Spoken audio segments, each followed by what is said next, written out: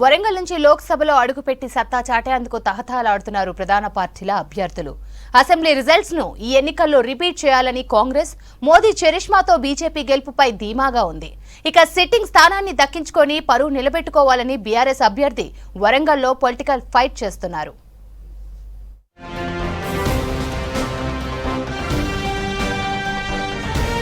వరంగల్ ఈ పేరు చెప్పగానే ముందుగా గుర్తొచ్చేది నాటి కాకతీయుల పాలన నుంచి నిన్నటి తెలంగాణ రాష్ట్ర ఉద్యమ పోరాటం వరకు గుర్తుకు వస్తుంది. హైదరాబాద్ తరువాత అత్యంత విశిష్టమైనదిగా వరంగల్కు మంచి గుర్తింపు ఉంది. ఇక్కడ రాజకీయ చైతన్యమూ ఎక్కువే. వరంగల్ పార్లమెంట్ పరిధిలో వరంగల్ తూర్పు, వరంగల్ పశ్చిమ, పాలకుర్తి, స్టేషన్ ఘన్పూర్, వర్ధన్నపేట, భూపాలపల్లి, పరకాల అసెంబ్లీ నియోజకవర్గాలున్నాయి. వరంగల్ లోక్సభ నియోజకవర్గం 1952 నుంచి ఉంది. 2009లో జరిగిన నియోజకవర్గాల పునర్విభజనలో హన్మకొండ పార్లమెంట్ స్థానం మారి వరంగల్ గా రూపాంతరం చెందింది. జనరల్ నుంచి ఎస్సీ సామాజిక వర్గానికి రిజర్వ్ చేశారు. అప్పటి నుంచి ఇప్పటి వరకు 3 సాధారణ, 1 ఉప ఎన్నిక జరిగింది. ప్రధానిగా పనిచేసిన పివి నరసింహారావు హన్మకొండ నుంచి లోక్సభకు ఎన్నికయ్యారు. ఇక ఈ పార్లమెంట్ పరిధిలో మొన్నటి అసెంబ్లీ ఎన్నికల్లో కాంగ్రెస్ ఘన విజయం సాధించింది. వరంగల్ తూర్పులో కొండా సురేఖ, వరంగల్ పశ్చిమలో నాయని రాజేందర్ రెడ్డి, పరకాలలో రేవూరి ప్రకాష్ రెడ్డి, వర్ధన్నపేటలో నాగరాజు, పాలకుర్తిలో యశస్విని రెడ్డి, భూపాలపల్లిలో గండ్ర సత్యనారాయణ కాంగ్రెస్ నుంచి గెలిచారు. ఒకే ఒక చోట స్టేషన్ ఘన్పూర్లో బీఆర్ఎస్ నుంచి కడియం శ్రీహరి విజయం సాధించినా ఆయన హస్తం గూటికి చేరుకున్నారు. దీంతో ఇటు బీఆర్ఎస్ కు అటు బీజేపీకి వరంగల్ ఎంపీ సెగ్మెంట్ లో ఎమ్మెల్యే ప్రాతినిధ్యం లేకుండా పోయింది. వరంగల్ పార్లమెంట్ నియోజకవర్గంలో మహిళలు యూత్ ఓట్లు అధికంగా ఉన్నాయి. మొత్తం 18,16,543 మంది ఓటర్లుండగా వారిలో 9,24,208 మంది మహిళలు, 8,91,940 మంది పురుషులున్నారు. గెలుపోటములు నిర్దేశించడంలోనూ మహిళా, యువత ఓట్లే కీలకం కానున్నాయి. దీంతో మహిళా ఓటర్లను, యువతను ఆకట్టుకునే ప్రయత్నాలు చేస్తున్నాయి ప్రధాన పార్టీలు.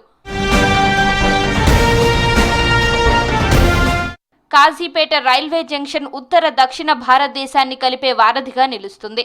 ఇక్కడ నుంచి ప్రతిరోజు 200 వరకు రైళ్లు ప్రయాణిస్తాయి. అయితే ఎన్నో ఏళ్లుగా కాజీపేటను రైల్వే డివిజన్ చేయాలని, కోచ్ ఫ్యాక్టరీ ఏర్పాటు చేయాలని అనుబంధ రైల్వే పరిశ్రమల కోసం డిమాండ్స్ ఉన్నాయి. చివరకు Kazipet wagon periodical over hauling work shop, wagon manufacture unit కు ప్రధాని నరేంద్ర మోదీ శంకుస్థాపన చేశారు. ఇక mega textile park, Mamnoor airport, IT పరిశ్రమలు, వరంగల్ నగరంలో అండర్ గ్రౌండ్ డ్రైనేజీ, జాతీయ రహదారులు లాంటి అనేక అంశాలు లోక్సభ ఎన్నికలపై ప్రభావం చూపించనున్నాయి. మరి వరంగల్లో అండర్ గ్రౌండ్ డ్రైనేజీ లేదు. వాటర్ సప్లైకి మాత్రమే 600 కోట్ల రూపాయలు కేంద్రం కేటాయించడం జరిగింది. మరి అండర్ గ్రౌండ్ డ్రైనేజీ ఇప్పుడు మహబూబ్నగర్లో ఉంది, సిద్దిపేటలో ఉంది, మిర్యాలగూడలో ఉంది, కరీంనగర్లో ఉంది, నిజామాబాద్లో ఉంది. అండర్ గ్రౌండ్ డ్రైనేజ్ అసలు ఎక్కడ కూడా మనకు అది సాకారం అయ్యే అవకాశమే మనకు కనిపించడం లేదు. అంటే ఈ రకంగా చూస్తే మాత్రం నగరం అభివృద్ధి అనేది మాత్రం పూర్తిగా వెనక్కిపోయింది. ప్రధాన పార్టీల నుంచి పోటీ చేస్తున్న 3 అభ్యర్థులు మొన్నటి వరకు ఒకే గొడుగు కింద ఉన్నవాళ్లే. ఇప్పుడు ప్రత్యర్థులుగా మారి లోక్సభ ఎన్నికల్లో తొలిసారి తలపడుతున్నారు. ఎలాగైనా లోక్సభలో అడుగుపెట్టి అధ్యక్ష అనేందుకు తమ అదృష్టాన్ని పరీక్షించుకునేందుకు సిద్ధమయ్యారు. స్టేషన్ ఘన్పూర్ ఎమ్మెల్యే కడియం శ్రీహరి కుమార్తె కావ్య డాక్టర్ గా సామాజిక సేవల నేపథ్యం ఉండగా 2 సార్లు ఎమ్మెల్యేగా గెలిచి ఇప్పుడు బీజేపీ నుంచి ఆరూరి రమేష్, 2001 నాటి ఉద్యమకారుడిగా జెడ్పీ చైర్మన్ గా ఉన్న సుధీర్ కుమార్ బీఆర్ఎస్ నుంచి వరంగల్ ఎంపీ స్థానానికి పోటీ పడుతున్నారు. రాజకీయాలకు తాను కొత్త కాదని, చిన్నప్పటి నుంచి చూస్తున్నానని, డాక్టర్గా, విద్యావేత్తగా సమస్యలపై అవగాహన ఉందన్నారు కాంగ్రెస్ లోక్సభ అభ్యర్థి కడియం కావ్య. 30 ఏళ్ల కిందట వరంగల్ నుంచి డాక్టర్ కల్పన మహిళా ఎంపీగా గెలవగా ఇప్పుడు తనకు అవకాశం వచ్చిందన్నారు. ఎంపీగా గెలిచాక వరంగల్ అండర్ గ్రౌండ్ డ్రైనేజీ సమస్యను తీర్చుతానన్నారు. యువతకు ఉద్యోగ, ఉపాధి కల్పన కోసం కృషి చేస్తానన్నారు కడియం కావ్య. 30 ఏళ్ల తర్వాత మహిళా ఎంపీ అభ్యర్థిగా నాకు అవకాశం వచ్చింది. వరంగల్ మన లోక్సభ నియోజకవర్గ పరిధిలో మహిళా ఓటర్ల సంఖ్య అధికంగా ఉంది. వాళ్ళందరూ కూడా ఇప్పుడు ఏదైతే కాంగ్రెస్ పార్టీ ఇచ్చిన 6 గ్యారంటీల్లో మహిళలకి పెద్దపీట వేశారు. నేను కడియం ఫౌండేషన్ స్థాపించి కూడా ఎక్కువగా మహిళలు, గర్భిణీ స్త్రీల ఆరోగ్యం గురించే నేను పనిచేయడం జరిగింది. తర్వాత నెక్స్ట్ యువతకి ఉపాధి ఒక పెద్ద ఎత్తున ఒక ఇండస్ట్రీ ఏర్పాటు చేయదలుచుకున్నాము కేంద్రం సాయంతో. ఆ విధంగా కూడా అనేక అంశాలపైన నేను ముందుకు వెళ్ళి ప్రచారం చేస్తున్నాను. వరంగల్ బీజేపీ ఎంపీ అభ్యర్థిగా బీఆర్ఎస్ నుంచి వచ్చిన మాజీ ఎమ్మెల్యే ఆరూరి రమేష్ బరిలో నిలిచారు. కమలం పార్టీ తనకు ప్లస్ అవుతుందని ఆరూరి రమేష్, అభ్యర్థి బలంగా నిలుస్తాడని బీజేపీ భావిస్తోంది. ఇలా ఈ ఎన్నికల్లో వరంగల్ పార్లమెంట్ స్థానం నుంచి గట్టి పోటీ ఇస్తామన్నారు ఆరూరి. కేంద్ర ప్రభుత్వం అమలు చేస్తున్న సంక్షేమ పథకాలు, 10 ఏళ్లలో చేసిన అభివృద్ధి, ప్రధాని మోదీ ఇమేజ్ కలిసొస్తుందంటున్నారు ఆరూరి రమేష్. తెలుగుదేశంలో కానీ టీఆర్ఎస్లో కానీ ఎవరిని ఎదిగించారు? మేము ఎందుకు బయటికి రావాల్సి వచ్చింది? 3ఓసారి గెలిస్తే మంత్రి అయితే మేము ఓడాలని ప్రయత్నం చేసిన వ్యక్తే కదా. నేను స్పష్టంగా కూడా చెప్పాను కదా. మరి అనేక కావాలని ఇరిటేషన్లు చేసి మరి మేమంతా బయటకు వచ్చిన తర్వాత మరి పార్టీకి మోసం చేసి పారిపోయిన వాళ్ళు ఈరోజు నీతి, రూపాయి విలువ తెలిసి మాట్లాడే నైతిక హక్కు, నైతిక విలువ వాళ్ళకు ఉన్నదా?